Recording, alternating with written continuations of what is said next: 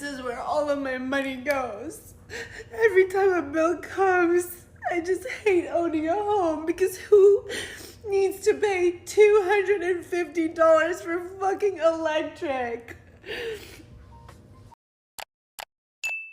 Are there people out there that have gone from owning a home back to like renting a home or an apartment? And why did you do it? Was it for the convenience or for the money saving or for both? Because lately I've been thinking that that would just be way easier. And everyone says that owning is better, owning is better. It's a lot of work. Keeping up the outside of a house and the inside is a lot of work. And we pay like double what we would pay renting to own a house. And I'm like, I feel like it would just be smarter to go back to an apartment and not have a gym and a pool, and I wouldn't have to take care of anything. And that just sounds like a better deal right now, especially with like how expensive everything is in the world. Has anybody done this? Is this a thing? I need to get on that side of TikTok.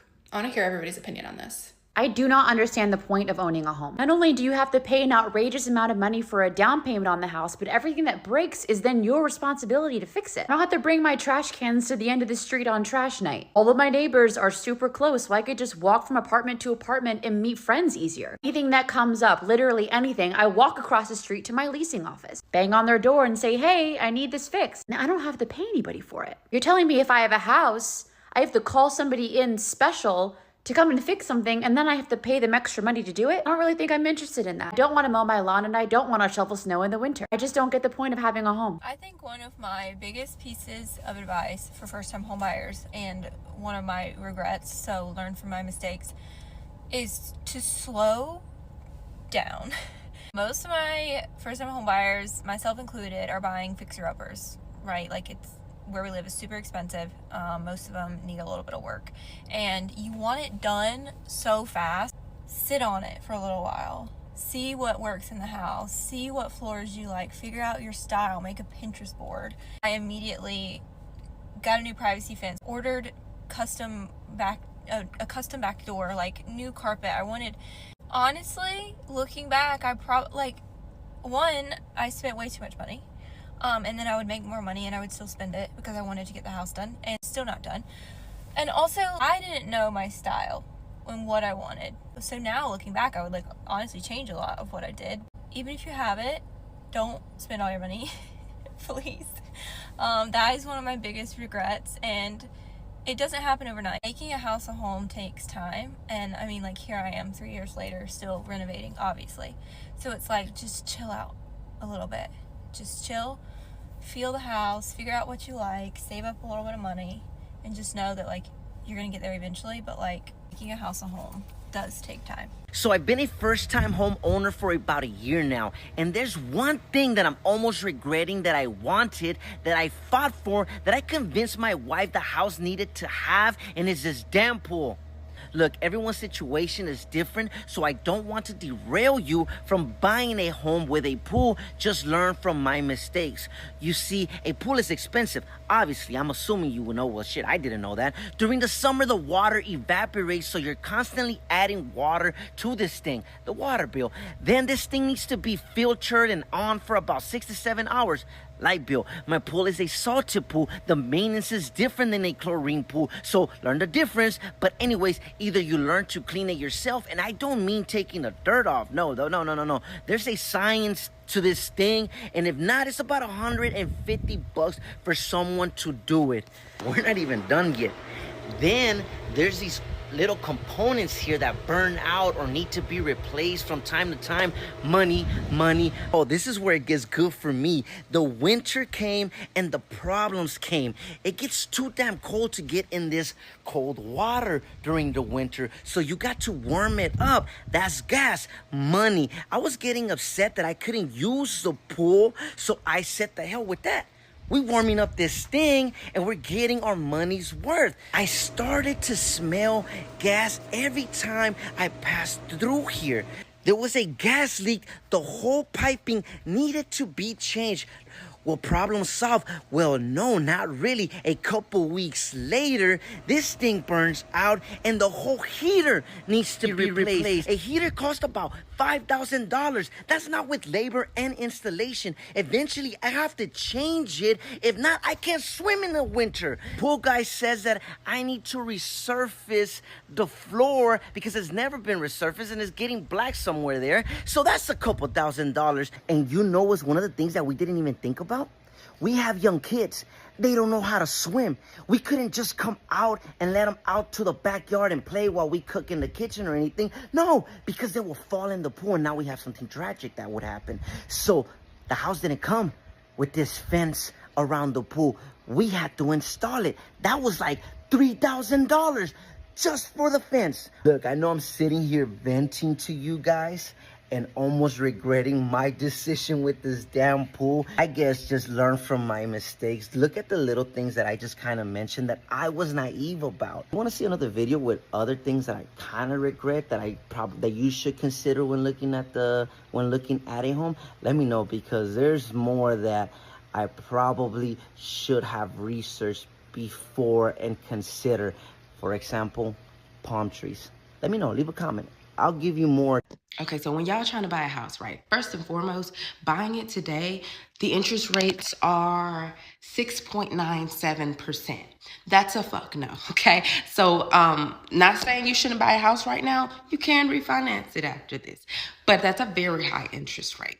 I didn't buy neither one of my houses was at 6 point anything, half of that. I think my last house was 3.4, this one 3.2. So off rip right now, it's not going to be a great time. However, I don't pay $3,000 for this $500,000 house. And I heard you say something else about you have to pay 10% down. No, you do not. No, you do not. I did not put $50,000 down on this house. No, I did not. They called my phone the day I was supposed to close, and they said, "How much do you want to put down?" And I said, "Excuse me? I get to tell you?" Yes, because my credit was so good that they trust that I'm going to pay it back. Now, the amount that I said my, payment would dictate my monthly payments. Now, I told her I wanted them to be less than $3,000 a month. And so she was like, "Well, I think you can put down around $20,000. So that's how much I put down on this house. Mind you, this is a $500,000 house though. So, you know what I'm saying? Like, it's, even with my first house, I did not put down 10%. So honestly, I've never had to deal with that. I've always been asked how much I want to put down, and that's gonna just determine how my monthly payments work. I also want to talk about escrow, okay? Because a lot of people get a lot of things mixed up. Escrow incorporates your mortgage, your property tax, and your insurance. All of that is bundled up into a happy meal that you pay every month. Okay, so if you wanted to pay all of your, so my mortgage is probably like $1,000 something. And then my insurance on top of that, and all of that, like I said, is bundled into that deal. So when y'all talk about mortgage, everybody's mortgage and stuff is going to be a little bit different in that aspect. But I think the biggest thing to understand is your credit and your utilization and how you pay back and all that kind of stuff. That is what is going to determine how much you have to put down. Because let's think about it like this. Let's just say your cousin, one of the bad, I don't know, but one of them cousins came up to you and they was like, "Can I hold $1,000? The first thing that's going to come to your mind is, do they pay people back? And that's the same thing these people trying to do when you go asking them for a house and for a loan, okay? They want to know, can you pay it back? So they need to go down your history to see. Now, a big portion of why I didn't have to pay here is because I had a smaller house before and they could see those payments. I had a car, they could see those payments. And not only did I pay them, I paid twice a month. So I made it look even better to the loan people. When I went up there, it looked better. So they like, "Shoot, we'll give you anything. What you want? You want some more money added?" I was like, "Absolutely not. Now let's just slow down. I don't need no more money. Just cover the house. We all right." You know what I'm saying? But it just all boils down to your credit. but I'm not gonna say this house is cheaper. If you want to compare the square footage to anything, it's clearly cheaper. Like I have over an acre of land. It's clearly cheaper than what you're gonna rent anywhere in Atlanta because it's bigger. So it's cheaper regardless. And I've been in this house for 2 years. So if I just up and didn't have the money no more, I could sell it. I mean, I could borrow money against the house if I want. I don't do nothing like that. I ain't doing that.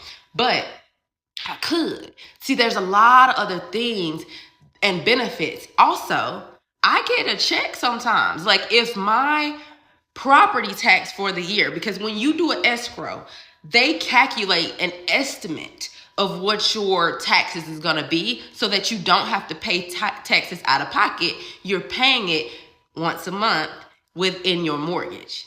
You understand what I'm saying? Y'all with me? So that's just an estimate though. Sometimes that estimate is over how much your property taxes are actually going to be. And at the end of the year, when they pay it, they give you a check back for the difference. There's so much that like I feel like a lot of people don't talk about, but yeah. If y'all have any other questions, I'm just off the dome right now, so this ain't like no structured type of conversation. Sorry about that. But if y'all have like actual questions that you want me to answer, just drop them in the comments and I'll try to answer them. But like I said, this is not the time to be purchasing a house. Also, this is a brand new house too. I think he talked something about like the fees. I always highly recommend people to get brand new homes because that's going to eliminate a whole lot of things. And insurance pays for a lot of things. Yeah, we could talk all day, but ask the questions below, please. Thanks. So I'm gonna keep it 100 with ya. I told y'all I got this house in Dallas, Texas, for like around $375, whatever. Living in a nice area. And I don't know if this shit is worth it, bro. Not only did I put $10,000 out of my savings, this $3,000 mortgage, man, I am literally house poor. Like, I don't know if just having my own space is worth not being able to do anything else. Like, I miss having a little apartment and going out and doing whatever I want and buying whatever I want. And I understand the long-term investment and all that shit, but I don't even care about money. And I make $124. Like, I feel I shouldn't have to work a fucking side job. And my mom was always pushing me to like, go to house, get a house, get a house. And now that I have it, I don't think this shit worth it. Especially if you're single. Any thoughts? I'm going to say something, and I'm going to risk sounding extremely privileged. I know it's a privileged statement, but it's a conversation that I still think is important to have. I'm 29 years old, and I purchased my first home at 27. Right at the tail end of being 27, right before I turned 28. And I kind of regret it. I do regret it. I bought a home too soon. I bought a home before I actually was ready. And I was doing it because I felt this pressure to check certain milestones. You know, I'm looking around at people around me. I'm looking at other people's beanstalks. And I'm feeling this pressure to accomplish a certain thing by a certain timeline in my life. A timeline that I literally imposed upon myself. I was in a long-term relationship from 22 to 27, right after I turned 27. And yeah, I think a part of me stayed in that relationship because like I thought that by like 30, life was going to be a certain way. And when I went through that breakup, I kind of started over from scratch, you know? Moved into an apartment and started rebuilding my life. And so I think I felt this urgency to buy a house because it would have made my ego ultimately feel safer and be like, okay, well, I might not have like might not be married yet with kids, but at least I bought a house. And yeah, I felt like I needed to buy a house. When I got out of that relationship and got into an apartment, I was like, I'm gonna buy a house. And I always felt like it was such a great financial decision. You know, if I'm paying rent every month and it's disappearing, like where is it going? If I can buy a house, I can make an investment. I've seen a lot of people in my time working in finance, make a lot of money in real estate. So I was like, okay, I want to be like the most financially smart.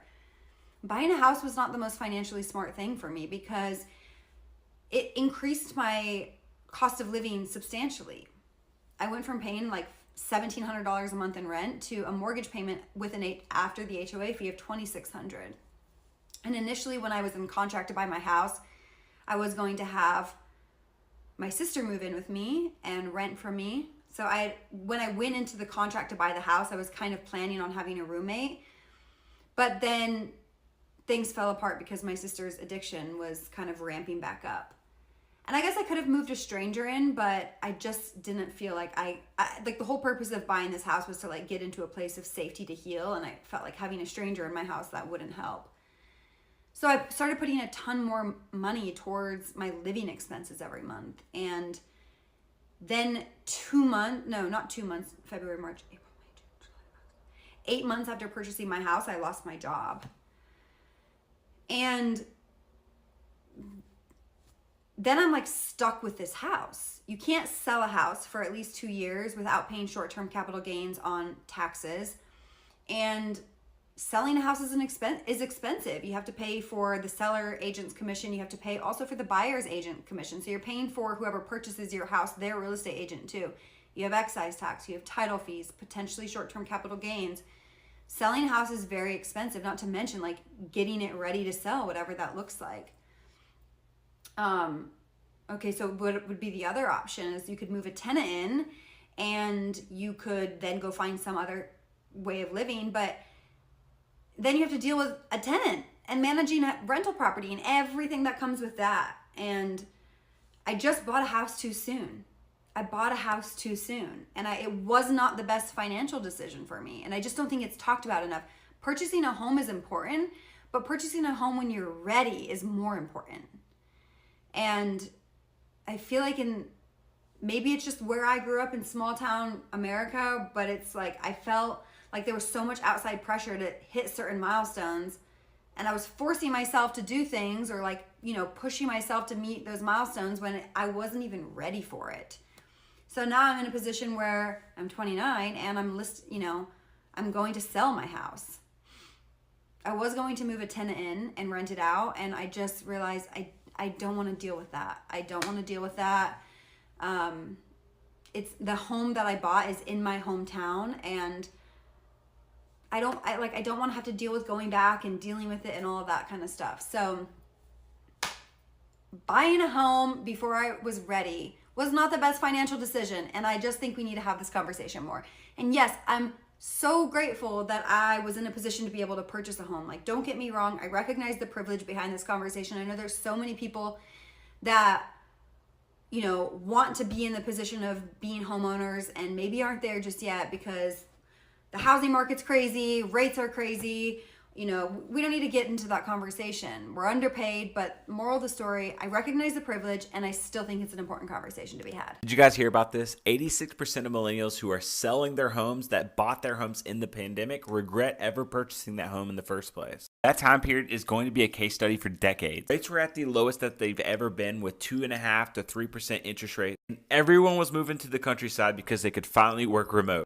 And now the landscape of real estate has completely shifted, with interest rates hovering around 7%, and employers are rolling back their remote work policy. As a mortgage lender during that time, I can tell you this: it was not healthy, the amount of home buyers that felt so much pressure to put in an offer on a home that they never got to see the inside of. None of this comes as a shock to me whatsoever. As frustrating as it's been with these higher interest rates around 6 to 7%, it's honestly been a healthy dose of a good market, because a lot of home buyers and sellers are giving themselves times to figure out their next move. You can now go to a house, take a look at it, come back a day later, look at it again, dream a little bit, make a good, wise decision.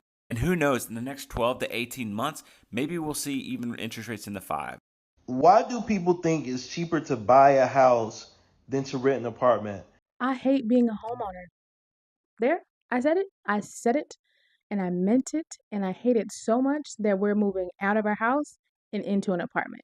But not just any apartment, into a loft in the city with 10-foot ceilings, exposed brick, floor-to-ceiling windows, because I need this move for my mental health.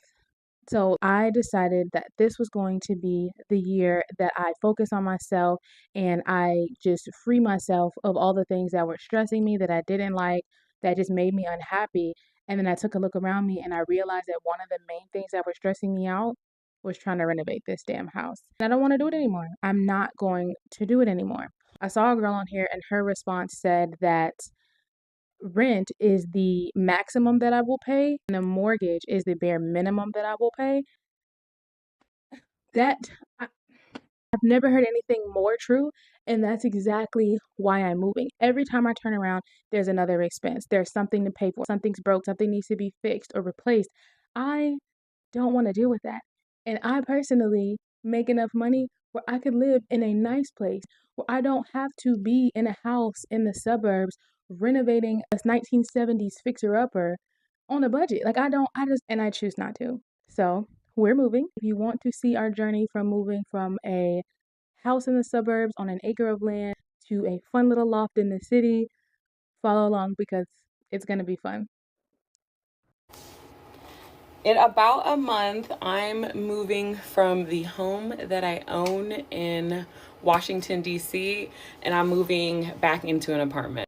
And I feel like in this economy, this home, like purchasing economy, like it probably is confusing for a lot of people on why somebody that is a homeowner would leave the home that they own to go rent an apartment, especially with rent prices being crazy. But honestly, it's the best decision for me and my daughter, and I'm gonna go through the reasons, but honestly, I feel like the list is endless.